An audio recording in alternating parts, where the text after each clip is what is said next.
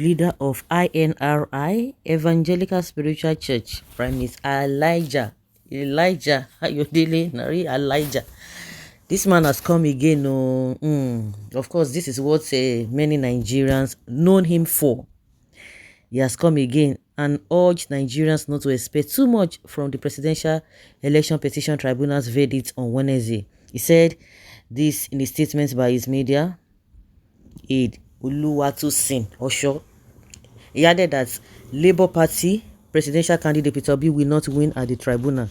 He further called on those who will lose the case to maintain law and order to avoid throwing the country into unnecessary unrest and chaos. According to Ayodele, the judgment will not go the way of Peter Obi and his followers want it. He can't and cannot claim any victory through the tribunal, and just as I have said, the worst that can happen is a rerun of the election, or it will remain the way it is. No matter the outcome, losers should maintain law and order and shouldn't throw the country into riots because they lost the case. As it is now, it is still dicey. The rerun is not even certain, but God can change anything. Majority of Nigerians will not even like the outcome of the election tribunal. Nigerians should not even expect too much from the election tribunal because the powers that be are not willing to let justice prevail. They still want to retain power no matter what it takes. It won't be an easy journey to overturn the outcome of the presidential election. I have said it before that the court will not be able to sack Tinubu if the opposition allows him to win the election. Also, the prophet urged the judges to defend the country's unity by ensuring justice prevails by all means without regard for the various forms of intimidation. The judges can either make or mar the country with their judgment. There is tension in the country already, and the best they can do is to ensure justice prevails at all costs without regard for the several forms of intimidation. They should be responsible in delivering judgment regarding the case, he added. The man is just going here and there, here and here, and all of that. Okay? In one breath, you are encouraging the riggers, meaning that, those who are going to lose, they should just try and maintain. They should not do anything. So, meaning that the whole thing should continue, just like Kumuyi said, that everybody should forget the past and move on. Forget about where even when it is true that you could see, you could feel it, that the election was a sham. But just move on. Don't bother yourself. That is how God wants it. That if you hide your sin, He said you will not prosper. So all of those people who have committed one error or the other, they will not advise them not to do the evil, but they will continue to encourage people who are going to be aggrieved, who are going to be unhappy, to be calm. Don't do anything. But those who are continue, because in this case, if you know that the people who are in authority will not allow the truth to prevail, and you cannot advise them not to do the wrong thing, but you can only advise people who are aggrieved to continue in their annoyance and not to do anything because they might, a kind of threat.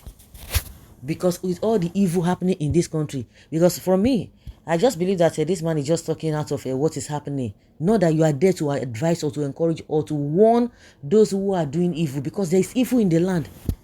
There is evil in the land. Double standard prophets says, don't expect much from the tribunal. They will not declare Obi winner. They may be a rerun. If the ruling power wins the election, nobody can unseat Tinubu, and blah blah blah blah blah. Prophetic gambling. If this one doesn't enter, the other one will enter. So do you call this what is it called? You call this one a prophecy, or just trying to give advice? Okay, but is this man a real pastor? He forecasts on all events in Nigeria. He should forecast that of Big Brother Niger, who will be the winner.